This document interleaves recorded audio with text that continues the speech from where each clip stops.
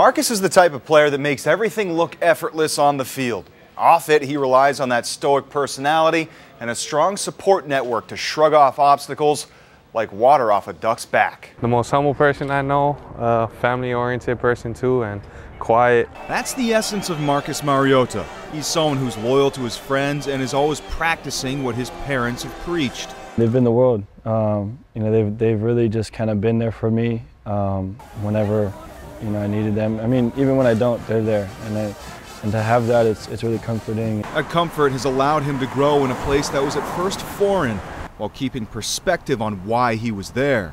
For the most part, you understand that home's home, and it'll always be there, and just you got to take this opportunity and try to make the most of it. And he certainly has. Marcus is squarely in the Heisman spotlight, regarded by many as the heavy favorite to win it. He's aware of that and the scrutiny that comes with it. Is that a burden? Not at all. No? No. And I think that's what's been such a blessing for me is my parents have raised me to a point where it's not a burden, it's just me being who I am. Coming up tonight at 10, Marcus's keen sense of self-awareness and how he uses it to ignore critics while being a role model for kids in Hawaii. Chris Tanaka, Hawaii News Now.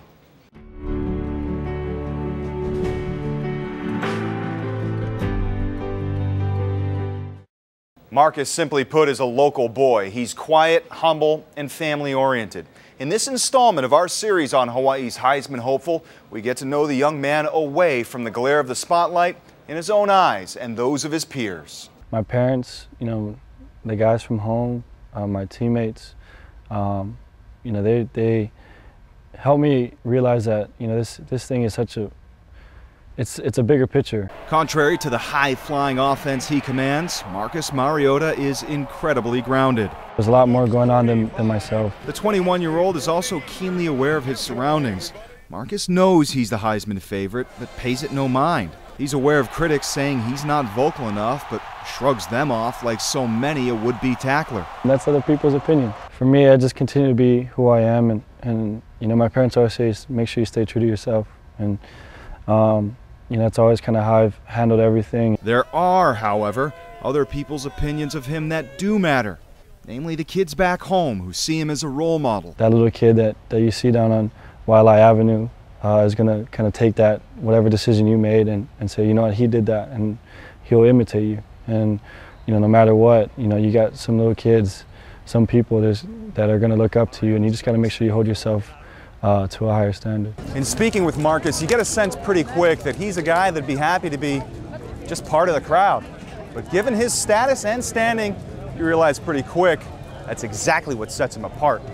Whether it's from family to school to football, he's probably one of the first person I talk to about things. I mean, just because I know, besides the fact that I can trust him, I mean, he's always been there for me. Dependable enough to confide in, humble enough to poke fun at, including his course load this semester. He has it nicer now, put it that way. I mean, he might go swing a couple golf clubs on a Tuesday maybe.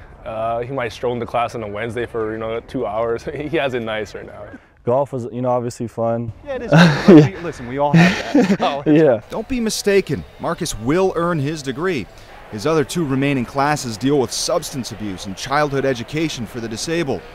Those showing his other interests. And ironically enough, revealing how it's away from the spotlight where Marcus shines the brightest. Tuesday night, we conclude our series with a look at Marcus on the field, how he came from being a one-year starter at St. Louis to an all-time legend at Oregon. Chris Tanaka, Hawaii News Now.